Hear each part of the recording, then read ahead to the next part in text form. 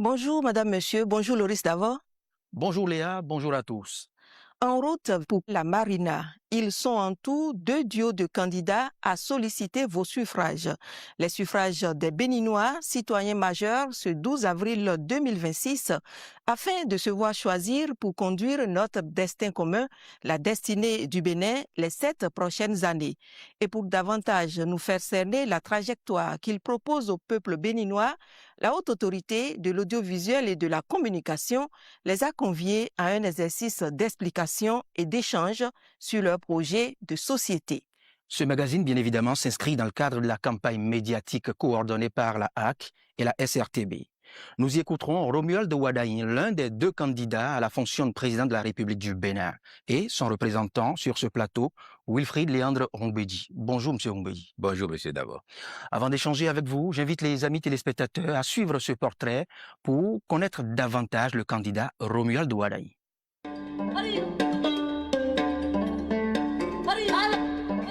Diplômé de France, formé à Harvard, associé chez Deloitte, ministre depuis 2016, réélu meilleur ministre des Finances du continent africain. Mais qui est vraiment Romuald Wadaï?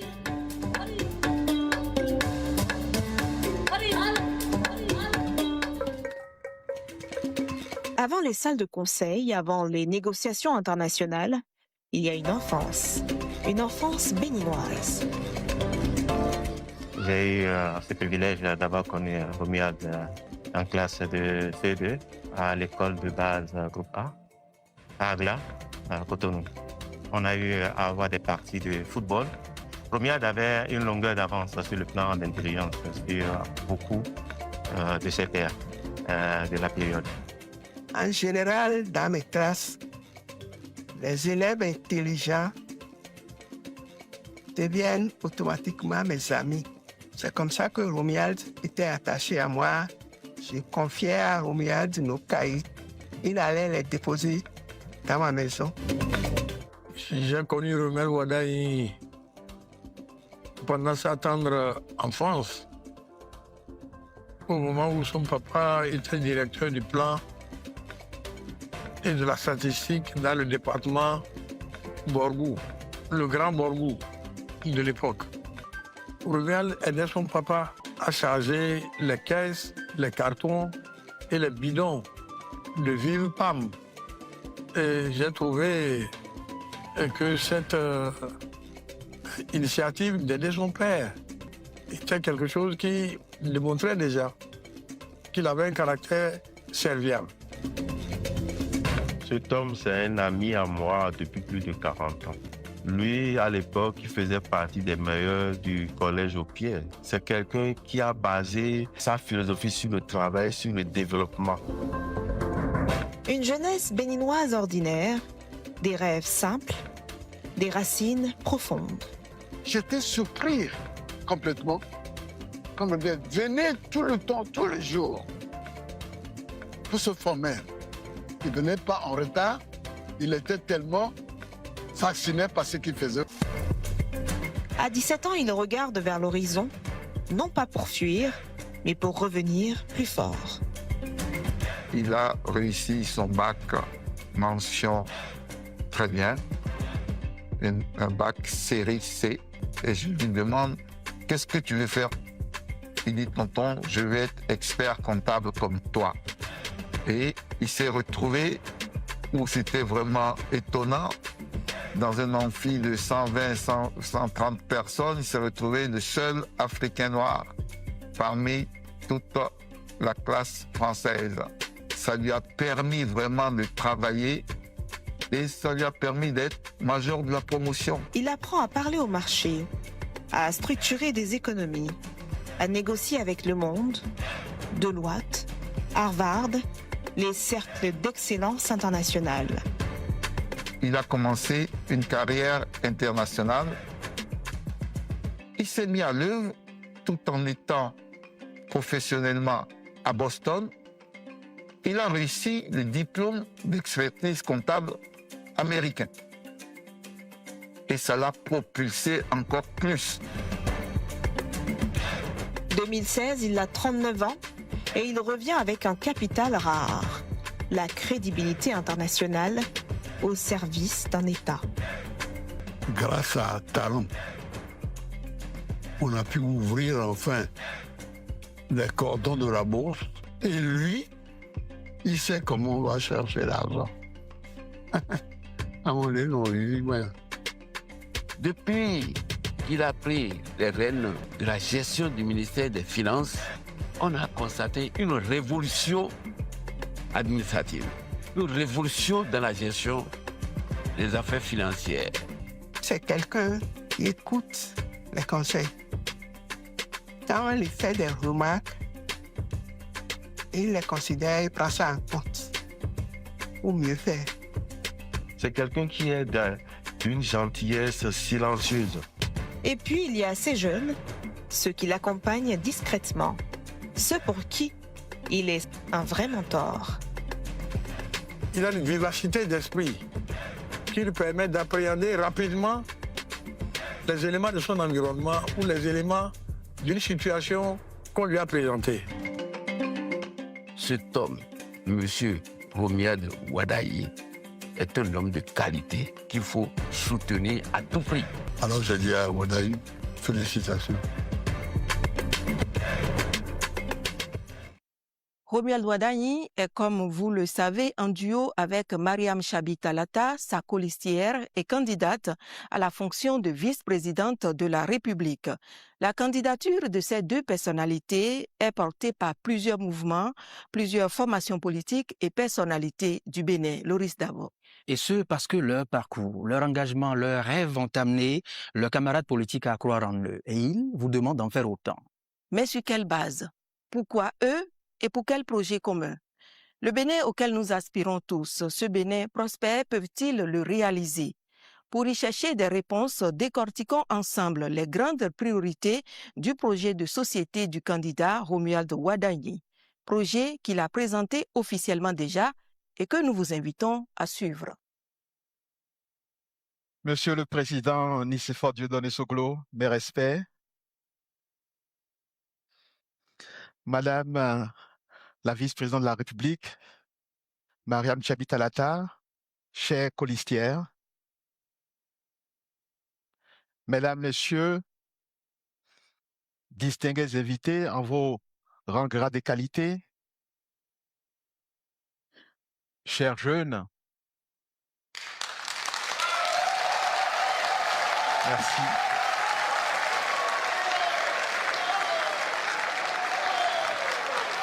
Chers concitoyens, ce que nous avons accompli ces 10 dernières années, beaucoup croyaient que ce n'était pas faisable, c'était impossible. Le fait pour un pays africain sans ressources naturelles abondantes d'avoir la capacité de se lever, d'avoir la capacité de respecter, de tenir ses engagements dans le temps, d'avoir la capacité de dire non quand beaucoup, presque tout le monde dit oui. Et ça a été le cas pendant la Covid, où beaucoup demandaient les annulations de dettes, tendaient la main sans d'abord regarder ce qu'ils étaient capables de faire par eux-mêmes. Le Bénin a été quasiment le seul à dire non à ça.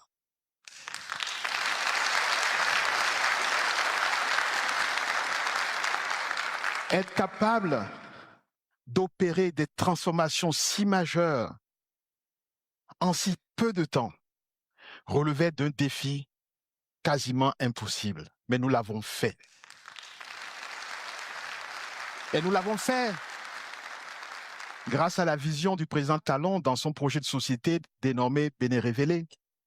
Et donc, grâce à cette vision, grâce au travail acharné, grâce au sacrifice de nous tous ici, nous avons réussi à trouver notre chemin de développement.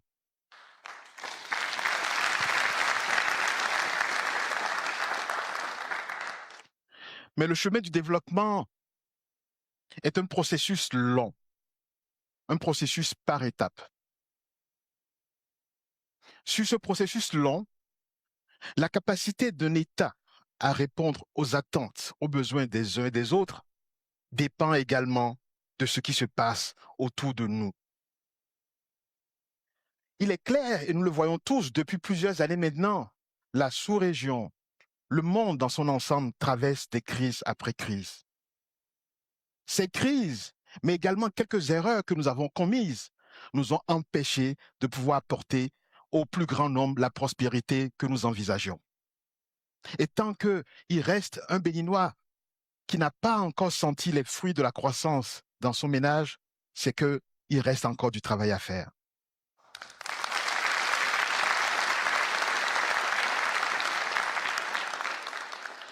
Je lisais récemment un rapport qui indiquait que dans les pays européens, avant la crise de la Covid, un citoyen sur 7 était en situation qualifiée de pauvreté.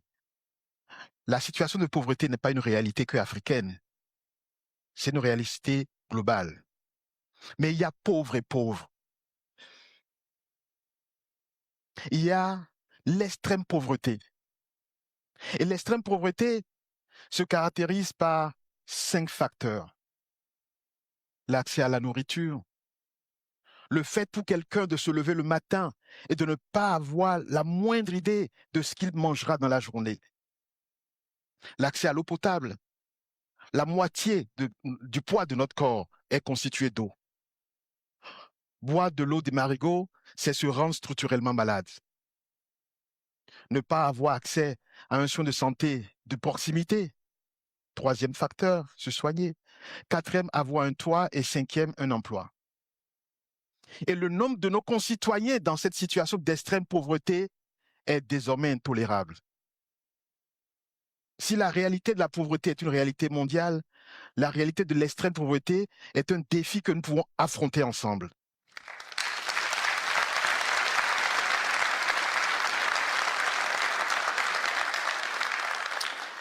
J'ai l'habitude de marcher de temps en temps le long de la route magnifique des Pêches et 2 jours de suite, j'ai croisé le même jeune homme. 6h45, je croise le jeune homme assis, ça m'a interpellé, mais j'ai continué mon chemin. Le lendemain, même heure, je vois le même jeune homme. Du coup, ça m'interpelle. Je m'arrête, je l'interroge. Et je me rends compte qu'il s'agit d'un jeune venu d'une commune lointaine. Ses parents se sont serré la ceinture, sacrifiés pour lui payer des études. N'ayant pas été bien orienté, il a fait une licence en sociologie. Et ça fait 3 ans qu'il tourne en rond sans emploi. Et ce jeune homme, ce matin, je lui demande, mais qu'est-ce que tu as fait la veille? Il n'avait rien fait. Son dernier repas remontait à plus de 24 heures. Donc, la réalité de la souffrance, la réalité de la pauvreté, de l'extrême pauvreté, c'est pas loin de nous, hein. C'est là à côté également. De la même manière que nous avons relevé le défi de montrer que c'était capable, que nous étions capables de nous relever, de trouver notre chemin, oui, nous serons capables d'affronter le défi de l'extrême pauvreté.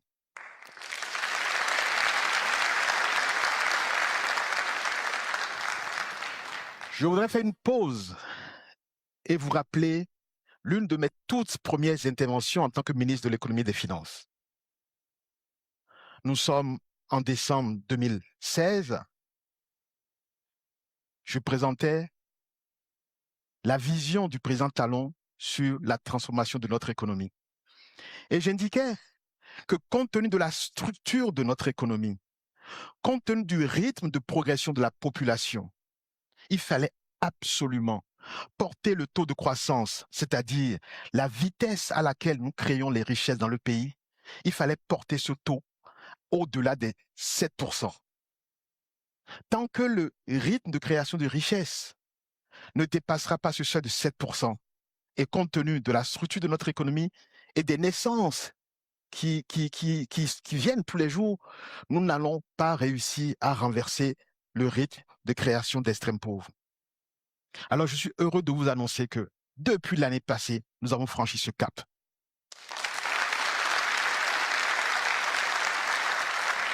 L'année passée, nous avons dépassé le seuil de 7% et cette année, malgré les crises, nous allons dépasser encore le seuil de 7%.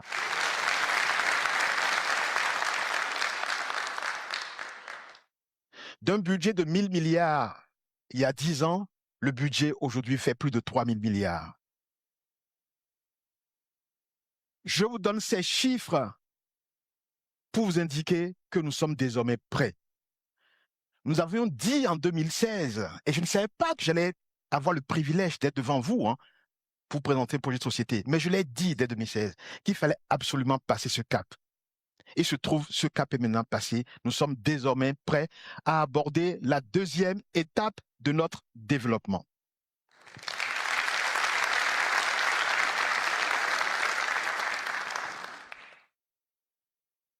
Le principal défi étant l'extrême pauvreté, la question était comment concentrer, orienter, diriger l'action publique pour qu'elle soit au plus proche de la population.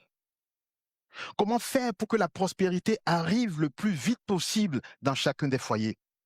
Comment faire pour que vous, jeunes, chacun d'entre vous, ayez une opportunité pour faire révéler vos talents? Et ce que nous proposons, c'est de poser le cadre d'une nouvelle dynamique de l'action publique. Désormais, l'action publique va s'orienter autour de 6 pôles de développement régionaux. Schématiquement, c'est les anciens départements. La première région sera Atakora-Donga. Nous aurons Bogwa-Liboré, Zou-Colline, Ouémé-Plateau, Atlantique Littoral, Monokufo. Nous allons instaurer des autorités pour chacune de ces 6 grandes régions. L'idée, c'est d'établir un plan spécifique de développement de chaque région. Chaque région devra avoir un écosystème économique basé sur ses atouts, ses savoir-faire.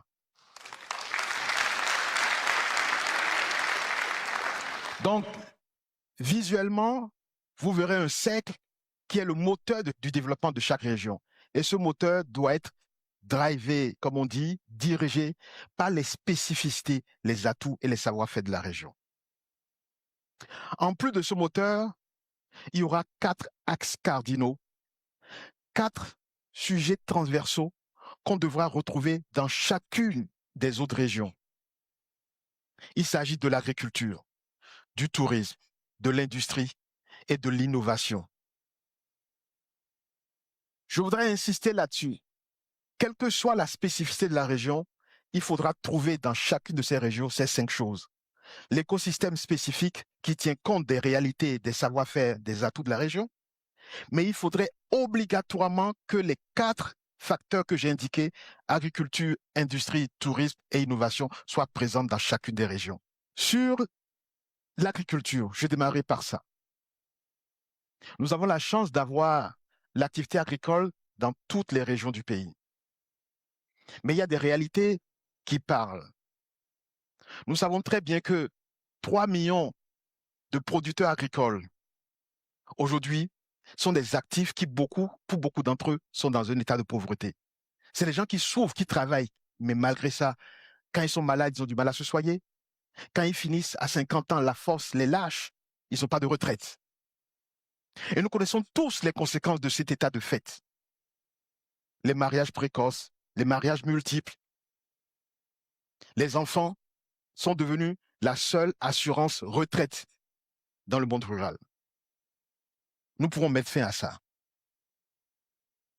En mettant l'agriculture comme pilier transverse de toutes les régions, nous allons lancer un programme spécifique qui vise à proposer aux paysans la chose suivante. Nous voyons les paysans, nous disons, nous avons l'intention de vous accompagner pour améliorer vos rendements. Je prends le cas du maïs. Aujourd'hui, au Bénin, nous faisons entre 1 tonne 2 à l'hectare de maïs. Nous savons qu'avec un bon encadrement, avec les bons intrants, avec la mécanisation, nous pouvons aller à plus de 5 tonnes à l'hectare. Alors imaginez le paysan à qui on propose le projet suivant.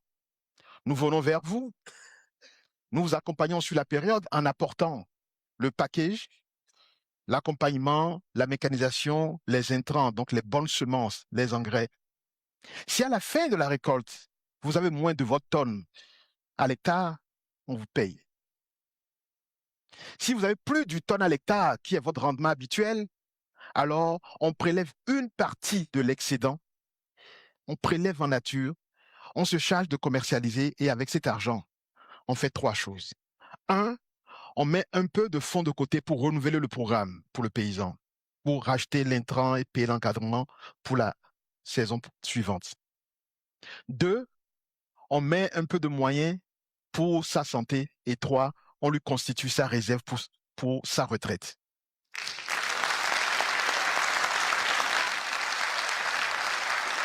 En fait, beaucoup de programmes pour la prévoyance et la retraite des paysans ont échoué, notamment parce qu'il y a une réalité qu'il faut percevoir et dont il faut tenir compte.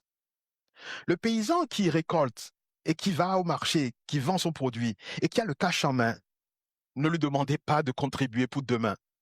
Pour lui, aujourd'hui est déjà assez difficile. Donc, il faut absolument trouver un système par lequel, 1, on commence par augmenter le rendement du paysan et 2, on lui prélève sa récolte. Si on lui laisse la récolte, il ne rendra pas l'argent pour sa retraite. Mais si il a 3, 4 fois plus de produits qu'attendu à l'hectare, il n'y a aucun problème de prendre juste un petit peu et de le lui mettre en fond pour sa retraite. Et le paysan qui a désormais une retraite, qui peut se soigner, pourquoi à 50 ans, il irait se marier à une fille de 16 ans pour refaire des enfants parce que c'est l'enfant sa retraite? Et vous voyez ce programme qui est destiné à accompagner les paysans, ce programme qui est destiné à sortir plus de 3 millions de nos concitoyens de l'extrême pauvreté, de la pauvreté, mais c'est un programme qui règle également beaucoup de problèmes dans la société. Deuxième élément que nous allons trouver dans toutes les régions, c'est l'industrie. Il est évident qu'aujourd'hui, face à la démographie, au nombre de jeunes qui sont en recherche d'emploi, il est indispensable que dans chaque région, il y ait au moins une industrie. Obligation serait faite d'attirer une industrie nouvelle au moins dans chaque région.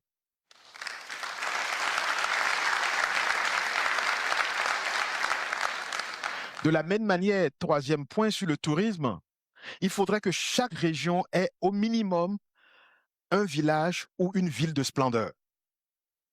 L'idée, c'est que le touriste qui vient au Bénin ne doit pas se contenter de se limiter à une partie du Bénin. Le Bénin est indivisible.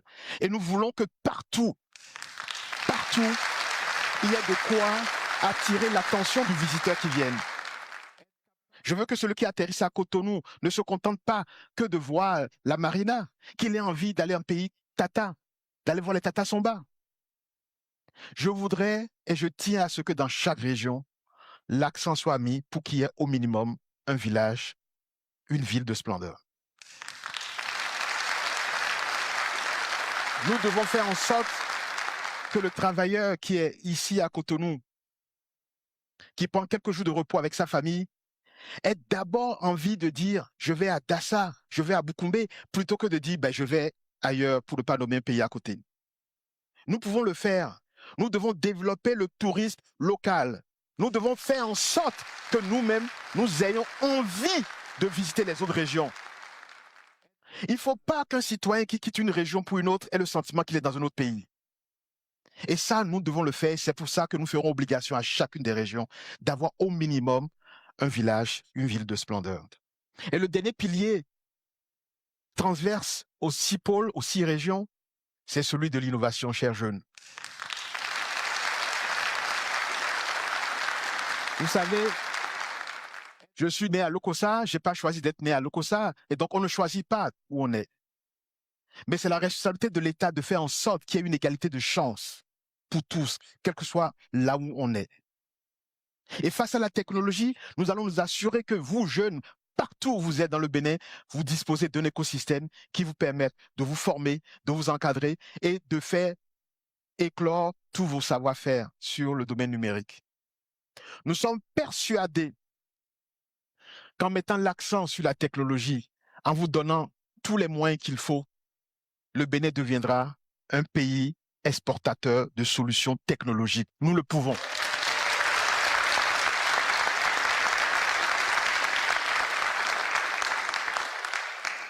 Vous voyez donc le squelette de l'action va se manifester par cette nouvelle dynamique de l'action publique, la manière dont on va conduire l'action pour être le plus proche des réalités. Et nous allons nous assurer que chaque mercredi, à chaque conseil des ministres, le sujet du développement des pôles soit à l'ordre du jour. Ce qui fait que automatiquement, une fois toutes les 6 semaines, nous devons parler d'une région. Puisque à tour de rôle, nous devons parler, après les conseils des ministres, de comment se passe le développement des régions. Qu'est-ce qui se passe dans nos régions? La mise en œuvre du développement des régions. Et je peux vous assurer que si on prend du retard pour de la négligence, on prendra nos responsabilités. Parce qu'on va s'assurer qu'on donne les moyens, on va s'assurer que chacun fasse son travail pour que le défi de l'extrême pauvreté soit une préoccupation pour tous. L'action publique, depuis quelques années maintenant, nous aimons la répartir en 3 piliers, 3 axes. Le premier, c'est celui autour du capital humain, c'est-à-dire le bien-être social. C'est tous les projets, réformes, investissements que l'État conduit sur la nutrition, l'éducation, la santé, le cadre de vie, le sport, tout ce qui concerne l'homme, son bien-être, son développement.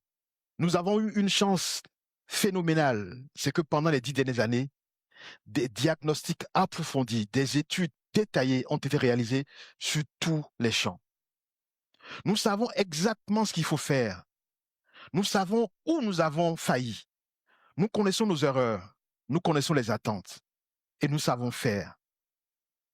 Je voudrais prendre l'exemple du secteur de la santé pour vous présenter quelques innovations, 3 innovations majeures que vous verrez dans le projet de société sur le secteur de la santé. La première, c'est que, vous voyez, nous avons inauguré il y a quelque temps le CHIC, le Centre hospitalier international de Calavi. J'ai le plaisir de vous annoncer qu'après le CHIC, nous ferons le CHIP. Est-ce que vous savez ce que c'est que le CHIP? P pour Paracou.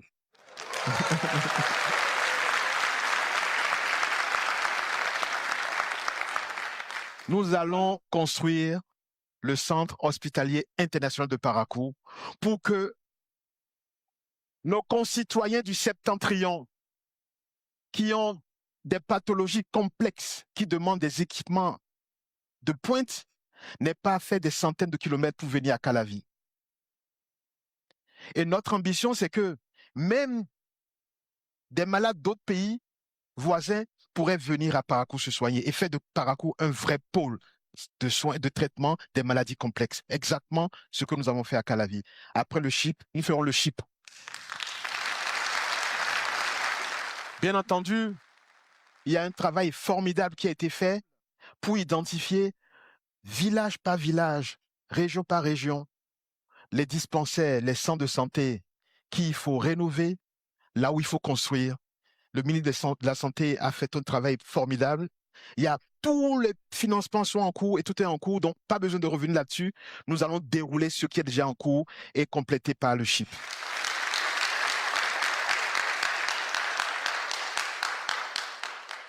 Il y a une deuxième réalité que nous avons décidé d'affronter, de résoudre. Aujourd'hui, quand vous avez une urgence vitale et vous allez dans nos hôpitaux, on exige de vous de payer d'abord. Ne serait-ce que les formalités administratives pour voir qui vous êtes peuvent vous faire perdre la vie.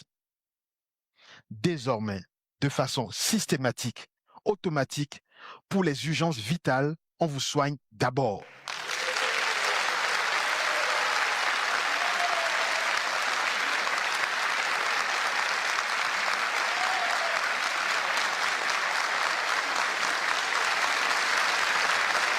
Il n'y aura plus au Bénin de décès liés au fait qu'on attend de faire des formalités, on attend de payer, on attend d'amener la facture. Non.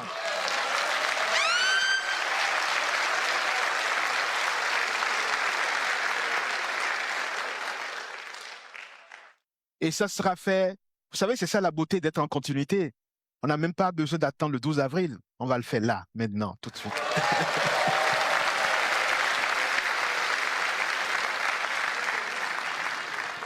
Et la troisième chose, c'est que vous voyez, nous avons des réalités qu'il ne faut pas ignorer. Beaucoup de nos concitoyens font confiance aux plantes, se soignent avec les plantes. Et ce n'est pas seulement en milieu rural, hein. C'est partout. Mais nous savons également qu'il y a des problèmes de contre-indication, des problèmes de posologie qui font que malheureusement, beaucoup de nos concitoyens décèdent en utilisant la tradition, décèdent en utilisant des plantes qui en soi ont des vertus, mais s'il y a des contre-indications et la posologie n'est pas respectée, vous aggravez votre cas. Donc la troisième innovation sur le secteur de la santé, c'est un accent important pour avoir désormais une pharmacopée moderne. Sur le deuxième pôle de l'action publique, celui de la création de richesses, comment nous créons les richesses, comment nous distribuons les richesses. Sur ce deuxième pôle, je voudrais aborder deux sujets. Le premier est celui de l'inclusion financière et le deuxième sera les arts et la culture. Sur l'inclusion financière, beaucoup de propositions sont dans le projet de société, mais j'ai vu trop de personnes dans mes tournées dans le pays qui me disent « Oui, vous avez mis de l'argent pour la microfinance, mais moi je ne sais pas lire, je ne sais pas écrire. Il faut des garanties, c'est compliqué à avoir, c'est trop cher. » Nous allons mettre en place une plateforme nationale d'inclusion financière qui permettra d'avoir quasi instantanément l'accès au financement, en tout cas dans un délai maximum de 48 heures. Nous allons utiliser la technologie et l'intelligence artificielle pour permettre directement sur votre mobile de façon dématérialisée d'avoir votre crédit de 50 000 à 50 millions rapidement. Et pour quelqu'un qui revient, le crédit devrait être instantané à partir du moment où vous avez pris le crédit. Une fois vous avez remboursé, la demande est approuvée et mise en place de façon instantanée. Et dans tous les cas, en 48 heures, votre demande sera traitée. Vous savez, grâce à la technologie, quand on prend un téléphone, vous mettez votre visage, on sait exactement qui vous êtes. Grâce à l'intelligence artificielle et grâce au croisement des données, on peut savoir tellement de choses sur vous qu'il n'y a plus besoin de vous dire amenez votre carte CIP, amenez le certificat de résidence, toutes qui sont des pièces que l'État fournit. Au passage, très rapidement, nous allons faire en sorte que dans toutes nos administrations, plus jamais l'État vous demandera de fournir une pièce que l'État vous donne.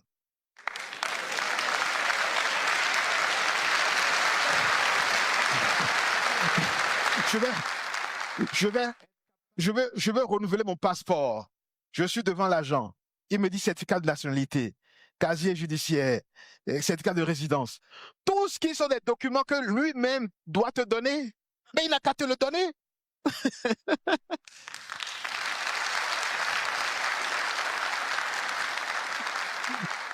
Donc, grâce à la technologie, nous allons pouvoir faire ces genres d'innovation. Et c'est pour ça que nous avons assez de données aujourd'hui pour lancer donc cette plateforme d'inclusion financière qui permettra de façon totalement digitalisée de mettre des financements rapides à la disposition de nos jeunes, de nos femmes et de tout le monde. Donc, sur le deuxième pilier, j'ai promis de parler rapidement de l'aide de la culture. En fait, je dois reconnaître que ce que je vais vous donner, ce que je vais vous présenter comme innovation inscrite dans le projet de société, en fait, l'idée vient du président Talon. Mais comme on n'a pas eu le temps de tout faire,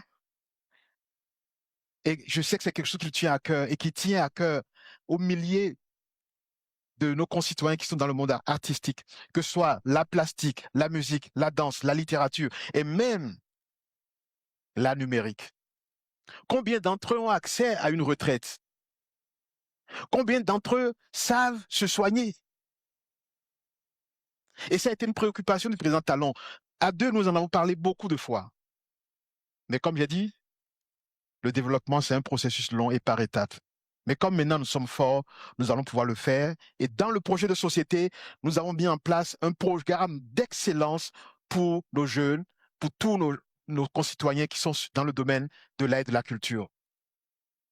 Il s'agira par un processus transparent et rigoureux de choisir chaque année un certain nombre d'artistes à qui nous allons faire deux choses. Un salaire tous les mois. Parce que le vent qui a faim ne peut pas réfléchir. Parce que l'artiste a beau avoir du talent. Si son enfant est malade et qu'il cherche de l'argent pour aller le soigner, il va arrêter son art et même vendre l'œuvre incomplète, histoire de faire face à ses besoins immédiats. Donc, nous allons donner un salaire aux artistes et leur dire, pendant la période où ils sont dans le programme, ils doivent se concentrer sur l'excellence de leur art, l'exercice de leur art, l'approfondissement de leur art. Et la deuxième chose qu'on va leur apporter, c'est de dire, parfois, on a beau avoir du talent, mais il manque un peu d'encadrement pour que notre art puisse être exportable, pour que notre art puisse être aimé, apprécié par d'autres personnes de cultures différentes. Nous allons apporter cet accompagnement également, en plus du salaire qui sera donné aux artistes et tout le secteur des arts et de la culture.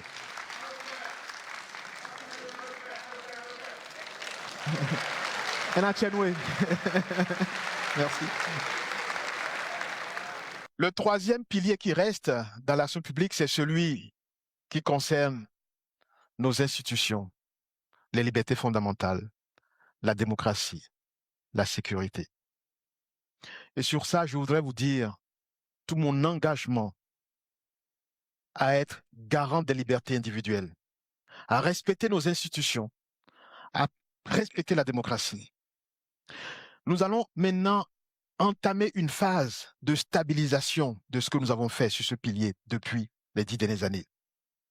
Ce que nous avons mal fait, ensemble dans le dialogue, nous allons rectifier ce qui est à rectifier.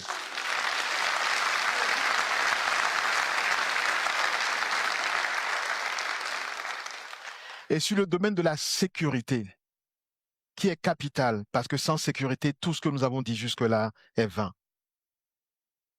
Sur le domaine de la sécurité, nous allons faire 3 choses nouvelles. Qui en réalité, nouvelles, c'est trop dire en fait. C'est de l'approfondissement de ce que nous faisons déjà. La première chose, c'est doter nos forces de défense sécurité d'équipements de dernière génération, davantage de technologie. En réalité, c'est déjà en cours, mais c'est des procédures qui durent longtemps, mais dans quelques temps, nous allons pouvoir doter nos forces de défense et sécurité d'une capacité à voir jusqu'à quelques centimètres près ce qui se passe sur toutes nos frontières. Nous allons leur permettre de pouvoir anticiper sur l'ennemi qui s'approche. Nous allons leur permettre d'être beaucoup plus réactifs quand on est attaqué.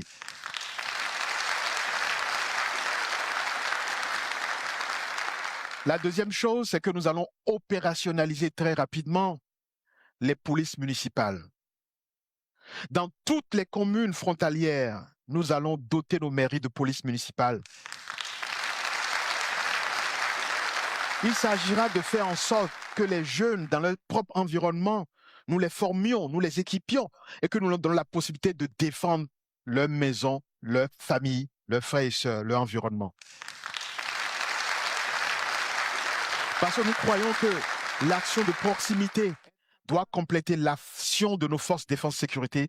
Ces polices municipales vont rapidement être opérationnelles dans la plupart des régions à risque. Et le troisième élément sur le point de la sécurité, chers amis, c'est celui de la relation avec nos pays voisins. On a beau faire tout ce qu'on vient de dire. Si nous ne collaborons pas davantage avec nos voisins, si nos voisins ne collaborent pas davantage avec nous, nous allons déplacer temporairement le problème et le problème reviendra encore vers nous. Il y a aujourd'hui des enjeux tels que la sécurité, les enjeux tels que la pauvreté de masse, les enjeux tels que le défi de la jeunesse, qui sont 3 enjeux communs à tous les pays de la sous-région. Nous devons nous parler, nous devons aborder ces 3 défis ensemble de façon obligatoire. Nous n'avons pas le choix.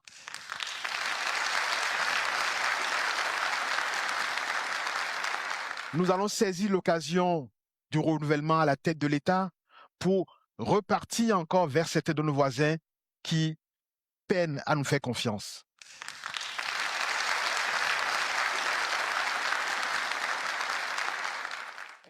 La nature nous a fait voisins et on ne pourra rien y faire. Autant collaborer davantage, aller plus loin dans les échanges pour apporter plus vite la prospérité, la sécurité pour tous.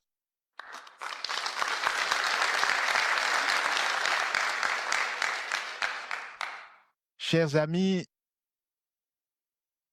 je voudrais vous dire que j'ai une chance unique d'être en ce moment même votre agentier.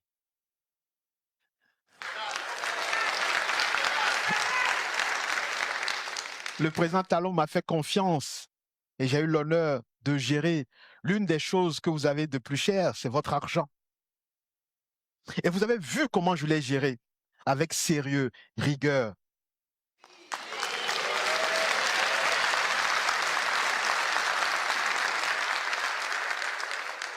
Je peux vous assurer que si vous me faites confiance, je ferai le job avec le même sérieux, avec la même ardeur.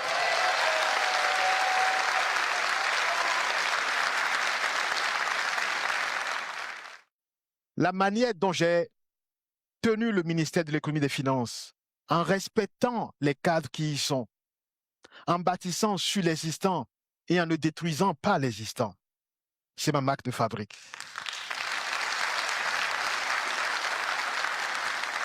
Je veux vous dire que même si nous avons failli sur des sujets, même dans ce qui apparaît comme mauvais, il y a toujours du bon. Et j'ai cette qualité-là de voir en chacun toujours ce qu'il y a de bon. Nous allons stabiliser, nous allons amplifier et parfois rectifier quand on se rend compte qu'on a mal fait, parce que l'erreur est humaine.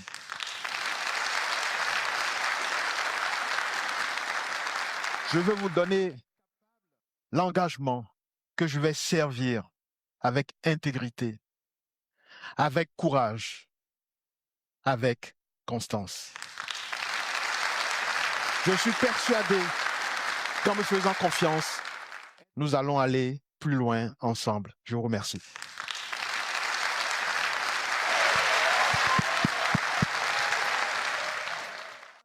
Wilfrid Leandro Rumbedji, vous représentez le candidat Romuald Wadagni sur ce plateau. Merci d'accepter de nous clarifier certains points de ce projet de société. Monsieur Rumbedji, dans le secteur de l'éducation et au sujet de la gratuité de la scolarité au second cycle pour les filles, mais aussi et surtout les filières prioritaires dans les universités, comment le candidat Romuald Wadagni va-t-il concrétiser tout cela? Vous avez dû le noter.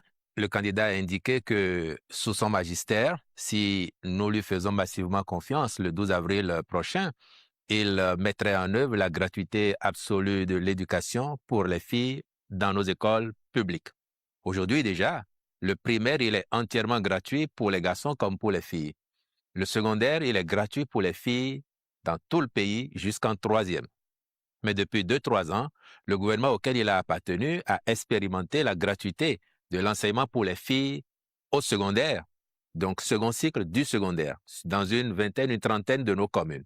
Le candidat, fort de ce qui a été observé, ambitionne maintenant de généraliser cette gratuité afin que prochainement dans notre pays, on puisse dire que, au moins pour nos filles, lorsqu'elles mettent pied à l'école, du primaire jusqu'en terminale, c'est absolument gratuit. Leurs parents n'ont pas à débourser de l'argent pour leur scolarité. Et mieux, effectivement, il a dit devant la communauté universitaire récemment qu'il envisageait de faire en sorte que, ensemble avec cette communauté, soient définies des filières prioritaires en lien avec les ambitions de développement du Bénin. Et que tous les étudiants qui s'inscriraient dans ces filières prioritaires, garçons comme filles, pas seulement les filles, que tous puissent à terme pouvoir suivre leur formation universitaire sans avoir à débourser de l'argent pour ce faire. Et donc, c'est un engagement fort du candidat et de sa colistière qui, immanquablement, sera mise en œuvre les années à venir afin de favoriser davantage l'éducation des filles en particulier, mais des garçons comme des filles en général, et in fine, faire en sorte que nous ayons plus tard davantage de représentativité féminine au sein de nos instances. Alors, des soins automatiques aux urgences, on a entendu le candidat en parler également, mais des soins remboursables en fait par le patient après. Comment Romuald Ouadagni compte-t-il s'y prendre pour que les hôpitaux ne coulent pas sous des dettes? L'ambition ici, c'est faire en sorte que la vie humaine soit la priorité des priorités. Que quand un Béninois, une Béninoise, quelqu'un qui vit au Bénin arrive dans nos centres de santé publics, ou qu'il se trouve sur le territoire national, lorsque cette personne est en situation d'urgence vitale, que le réflexe des médecins, du personnel soignant, soit de sauver la vie de cette personne. Vous savez très bien, si vous en avez l'habitude dans nos hôpitaux, ou si vous avez des parents qui ont déjà vécu cela, vous savez que parfois des gens peuvent venir avec un traumatisme sérieux, et puis on s'attend à ce que la personne qui est sur le brancard indique où est-ce qu'on peut avoir l'argent pour la soigner ou donne un numéro de téléphone pour qu'on appelle un de ses parents afin de venir débourser l'argent. Ça va changer pour faire en sorte que le réflexe ne soit plus de dire est-ce que vous avez de l'argent pour qu'on vous prenne en charge dans l'urgence, là où votre vie est menacée, votre pronostic vital est engagé. Ce sera de dire nous avons affaire à un être humain, sa vie importe plus que l'argent qu'il peut nous apporter, même si nous avons besoin de cet argent pour faire fonctionner nos hôpitaux. Et donc, nous nous mettons en devoir d'abord de soigner cette personne. Là aussi, comme en ce qui concerne la gratuité de l'éducation pour les filles, il y a déjà eu une expérience au cours des années passées dans nos centres de santé publique où effectivement, des gens qui arrivent en situation d'urgence sont pris en compte. Et c'est là tout l'intérêt de votre question. Est-ce que quand on a fini de se faire soigner, sans avoir eu à débourser l'argent préalablement, est-ce qu'on a la bonne foi, est-ce qu'on a l'intégrité qu'il faut pour revenir payer les frais ou bien demander aux parents, j'ai été soigné, venez payer. C'est une dimension importante du sujet qui ne manquera pas d'être prise en charge, compte tenu de ce que nous avons déjà observé les années passées avec l'expérimentation de ce phénomène. Et je peux vous certifier, madame, que effectivement, il y a beaucoup de nos compatriotes qui ne se pressent pas de venir payer les frais. Il y en a qui payent, il y en a qui ne payent pas. Donc, avec l'expérience qui a déjà été vécue, je crois que les mécanismes vont être trouvés pour que chacun, après avoir bénéficié des soins, donc offerts par la communauté pour lui sauver la vie, se mette en devoir d'apporter sa petite contribution en payant les frais subséquents. Wilfried Léandre-Mbedi, autre idée salvatrice qui émane de ce projet de société, c'est ce dispositif de prévoyance, d'assurance pour les agriculteurs et le salaire pour les artistes.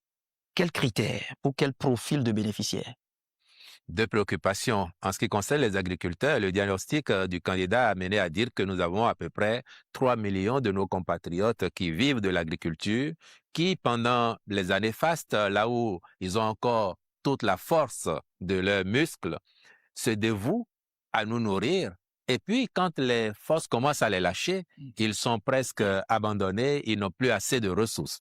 Comment on fait pour que ces personnes, à l'âge adulte, ne deviennent pas des charges ou des fardeaux pour leur famille? Et puis elles-mêmes ne regrettent pas d'avoir été au service de la communauté en nous faisant manger, en produisant pour que nous exportions même parfois.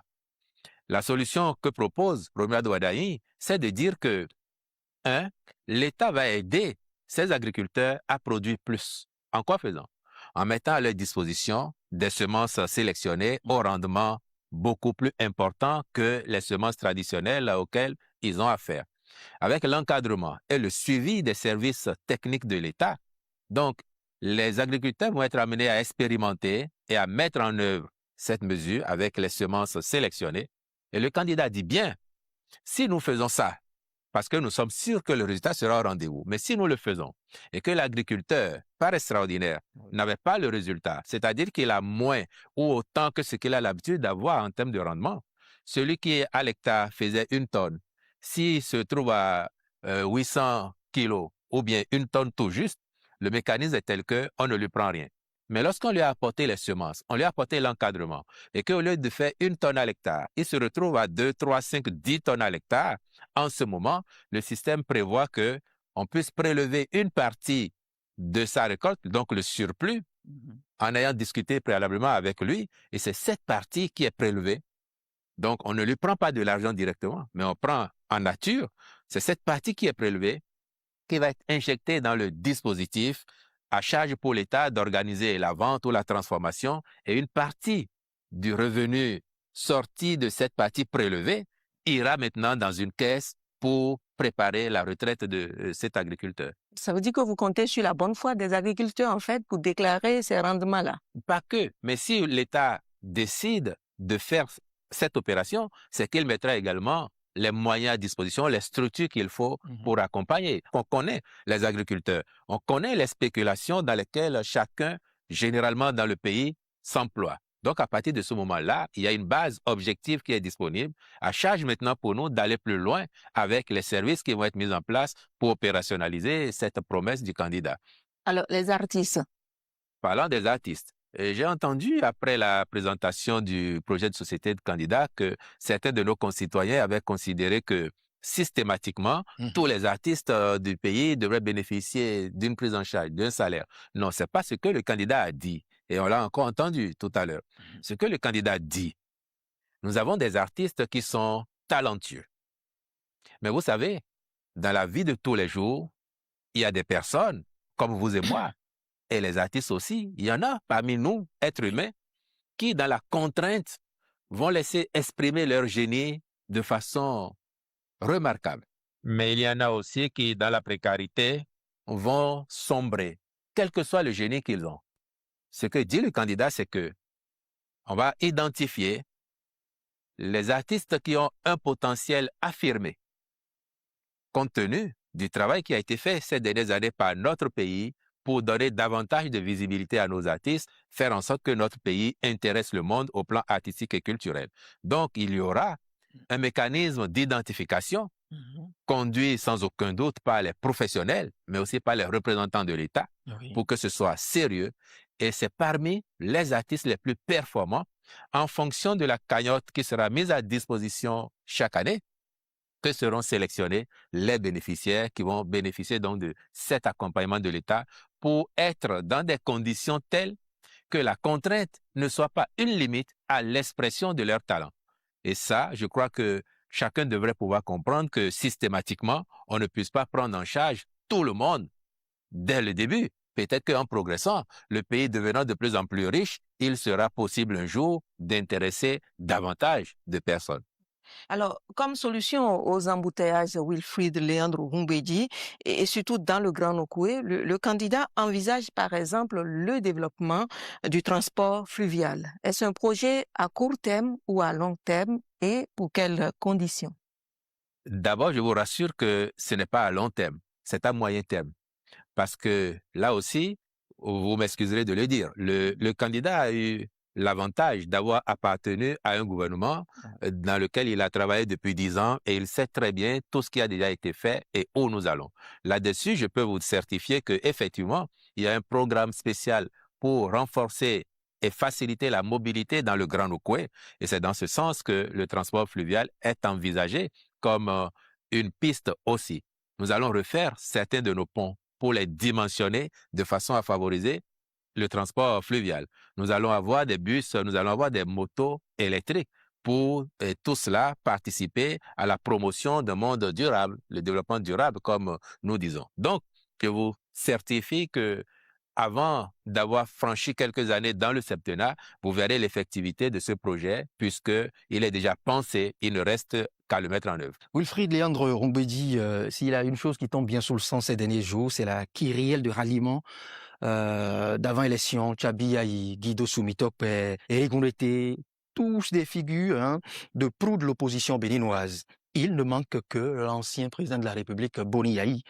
Mais quel est le secret du candidat Romuald Wadaï, comment arrive-t-il à rallier toute cette clique de l'opposition à sa cause? Je crois que votre lecture devrait être plus exhaustive en concluant que, à l'évidence, le candidat Romuald Wadaï apparaît aujourd'hui comme l'homme du consensus. Ça n'est plus le candidat de l'UPR, du BR, de Moël Bénin ou du président sortant. C'est devenu, depuis quelques jours seulement après sa désignation, le candidat national. effectivement, vous voyez de tous horizons des personnalités qui affluent. Et aujourd'hui, tout récemment encore, des acteurs majeurs de l'opposition, comme vous le dites. Moi, je crois que c'est un signal fort que notre pays peut étonner davantage le monde et que quand nous nous mettrons ensemble avec le président Wadaye, si nous lui faisons confiance, comme nous l'envisageons, le 12 avril prochain, le Bénin va franchir un palier.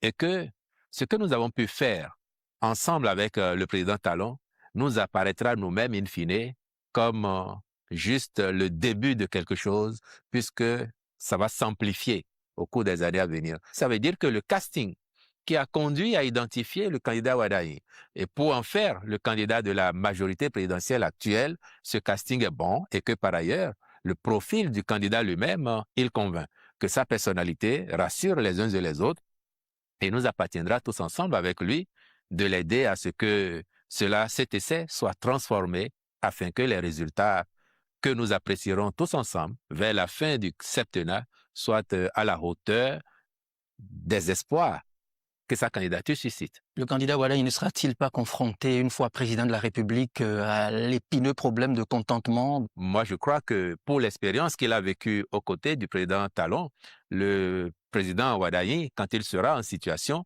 saura faire la part des choses, savoir quel est l'intérêt supérieur du pays, qu'est-ce qu'il me demande à moi de faire, y compris lorsque je devrais décevoir les acteurs politiques ou les partis politiques en ce qui concerne leurs attentes personnelles. Et je crois que là-dessus, il ne nous trahira pas. Et vous dites donc que le candidat Wadaye va imprimer sa marque politique et que ce ne sera pas forcément dans la continuité. Pas forcément, c'est une personnalité différente de celle du président Talon. Quand vous l'avez suivi au Palais des Congrès le 21 mars dernier, vous avez bien vu dans son discours, et vous l'avez entendu encore tout à l'heure, vous avez bien vu qu'il y a des points sur lesquels il n'est pas tout à fait aligné avec ce qu'on a fait, puisqu'il dit bien que s'il faut rectifier, on rectifiera. S'il y a des erreurs que nous avons commises, nous éviterons et nous réparerons. Et donc, je pense qu'il a sa personnalité. Une fois en situation, il sait très bien, le fauteuil présidentiel, c'est un fauteuil à une place. Alors, et donc, c'est lui qui rendra des comptes aux Béninois. Et le président Talon, je peux vous certifier, à partir du 24 mai 2026, le président Talon sera vu comme l'ancien chef d'État et puis il saura très bien se tenir parce que c'est un homme suffisamment organisé qui sait où il va et il peut vous dire peut-être ce qu'il ferait le 24 ou le 25 mai prochain. Le président Patrice Talon sera peut-être au Sénat. Quels seront les rapports du candidat futur président, donc après le verdict des urnes le 12 avril, avec l'ancien futur président Patrice Talon? Non, il ne faut pas voir la question sous l'angle seulement du président Talon, parce que s'il siège au Sénat en tant que membre de droit, il y serait avec les autres anciens chefs d'État, les anciens présidents de l'Assemblée nationale, de la Cour constitutionnelle et autres. Donc, c'est peut-être à voir sous l'angle des rapports avec cette nouvelle institution qui va s'installer. Et cette institution qui va enrichir notre architecture institutionnelle sera aux côtés des autres que nous voyons depuis 1990. À partir de ce moment-là, je pense que le dispositif républicain étant en marche, le chef de l'État, en tant que chef de gouvernement, en tant qu'institution lui-même, saura collaborer avec les autres institutions de la République pour la bonne marche de notre pays. Et il n'y a pas, à mon avis, de crainte à avoir en ce qui concerne la qualité des relations qui devraient exister entre le président de la République et les autres institutions. Quelques semaines, quelques jours, et nous saurons si les engagements et les ambitions du candidat Romuald Wadaye pour le Bénin ont été compris et acceptés de la majorité des Béninois. Merci Wilfried Léandre Rumbedji. C'est moi qui vous remercie. Merci Loris Tavo. Merci à vous Léa, merci à toutes les différentes équipes qui ont travaillé pour la concrétisation de ce plateau dans le cadre de la présidentielle d'avril 2026, un plateau coordonné par la HAC et la SRTB. Excellente suite des programmes à vous.